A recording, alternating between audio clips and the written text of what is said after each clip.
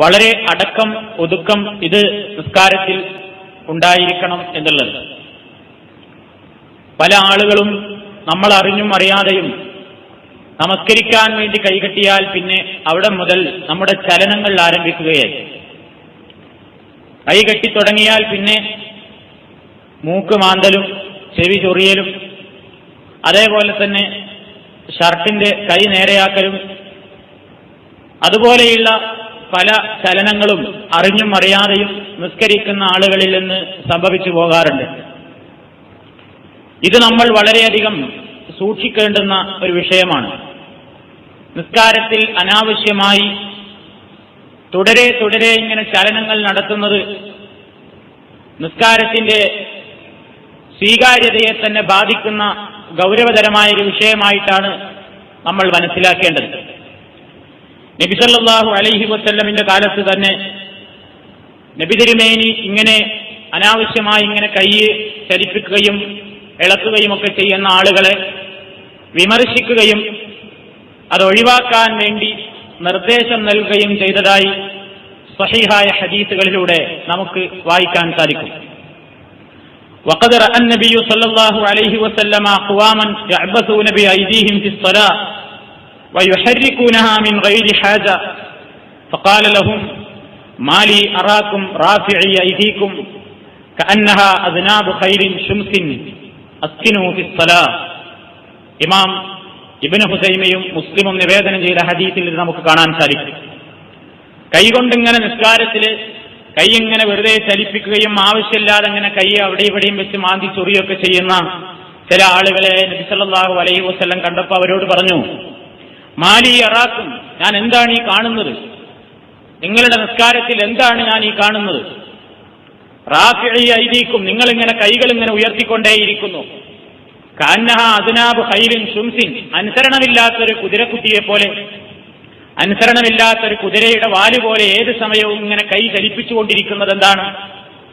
അതായത് കയ്യൊരു ഭാഗത്ത് വെക്കാതെ ആ കുതിരയുടെ പ്രത്യേകത വഹിയല്ലത്തി ലാ തസ്തഖിറു ബൽ തൽതരിബു വതതഹറകു ബിഅദ്നാബിഹാ വഅർജുലിഹാ. ആ കുതിരയുടെ പ്രത്യേകത അത് ഏത് സമയവും വാലിങ്ങനെ മേലിട്ട് അടിച്ചുകൊണ്ടിരിക്കും, വാലുകൊണ്ട് ഇങ്ങനെ കളിച്ചുകൊണ്ടിരിക്കും, കാല് ചലിപ്പിച്ചുകൊണ്ടിരിക്കും, ഒതുങ്ങി നിൽക്കൂല ആ കുതിര എന്നർത്ഥം. ഇതേപോലെയുള്ള ഏർപ്പാട് എന്താണ് നിങ്ങളുടെ നിസ്കാരത്തിൽ ഞാൻ ഈ കാണുന്നത്? ഇതൊഴിവാക്കണം നിങ്ങൾ.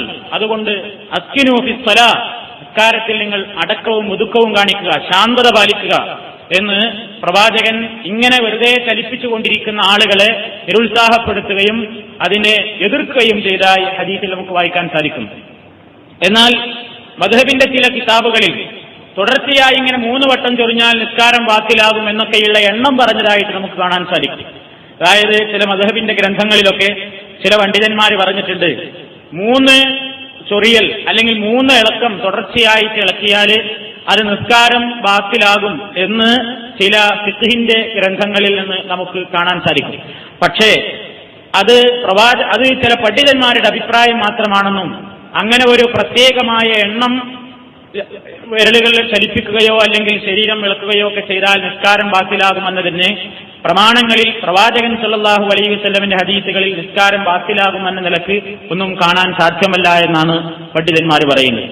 ഇന്ന് ജീവിച്ചിരിക്കുന്ന മക്കയിലെ പണ്ഡിതനായ ഷെയ്ഖ് ഇബ്നു ബാസ്, അദ്ദേഹത്തിന് നമസ്കാരത്തിന്റെ വിവിധ വിഷയങ്ങളെ പറ്റി ഒരു ഫത്വയുണ്ട്, ഫത്വകൾ.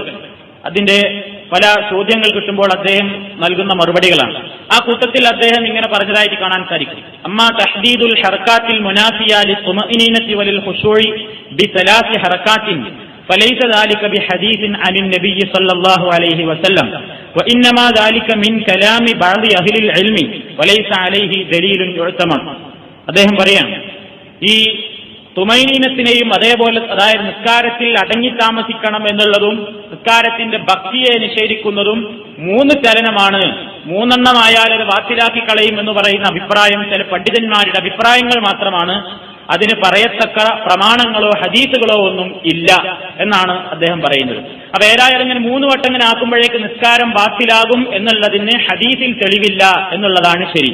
എങ്കിലും കഴിയുന്നത്ര നമ്മൾ ചലനങ്ങൾ ഒഴിവാക്കുകയും അനാവശ്യമായി കൈകാലുകൾ ഇങ്ങനെ ചലിപ്പിക്കുകയും അവിടെ മാന്തുകയും ഇങ്ങനെ ഡ്രസ്സ് നേരാക്കുകയും മുടി ശരിയാക്കുകയും കണ്ണട ശരിയാക്കുകയും ഒക്കെ ചെയ്യുന്ന ആ പ്രവണത അവസാനിപ്പിക്കലാണ് നല്ലത്, നമ്മുടെ ഭക്തിക്കതാണ് ഏറ്റവും ഉപയുക്തമായിട്ടുള്ളത് എന്ന് നമുക്ക് മനസ്സിലാക്കുവാൻ സാധിക്കും.